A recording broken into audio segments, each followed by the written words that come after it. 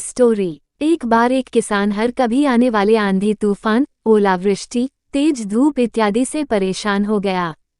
क्योंकि कभी कभी फसल ज्यादा खराब हो जाती थी, इसलिए वह परेशान होकर ईश्वर से शिकायत करने लगा।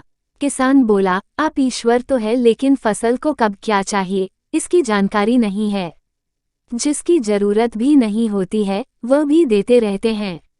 इसलिए आपसे मैं विनती करता हूँ कि आप मुझे एक मौका दीजिए, मेरे कहे अनुसार मौसम कीजिए, फिर हम सब किसान अन्न के भंडार भर देंगे।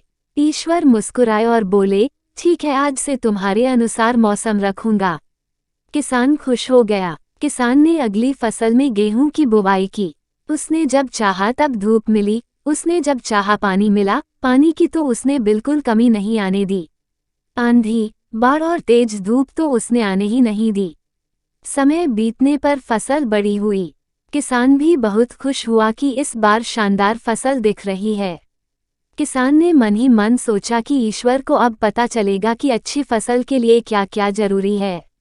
फालतू में ही किसान को परेशान करते रहते हैं। किसान फसल काटने के लिए खेत पहुंचा। गेहूं के पौधे की बालियों को हाथ लगाया तो उसके पैरों तले जमीन खिसक गई।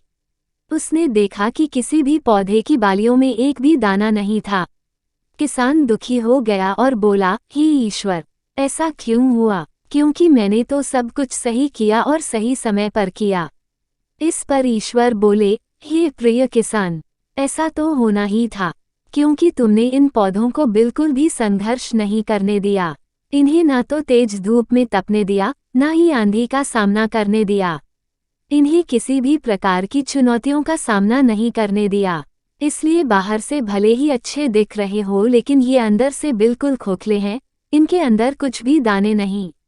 पौधे जब विभिन्न चुनौतियों का सामना करते हैं तो उनमें ऊर्जा पैदा होती है। यह ऊर्जा उनके अंदर सही सामर्थ्य पैदा करती, जिनके लिए वह बने हैं। दोस्तों, ठीक इसी प्रकार जब तक इंसान संघर्ष से नहीं गुजरता है, वह आदमी खोखला रह जाता है। जीवन की चुनौतियां ही उसके लिए उन्नति के नए रास्ते खोल देती हैं और आदमी को मजबूत और प्रतिभाशाली बनाती है। इसलिए आपके भी जीवन में मुसीबतें या चुनौतियां आए तो घबराना मत। यह आपको बिखेरने के लिए नहीं, निखारने के लिए आई है।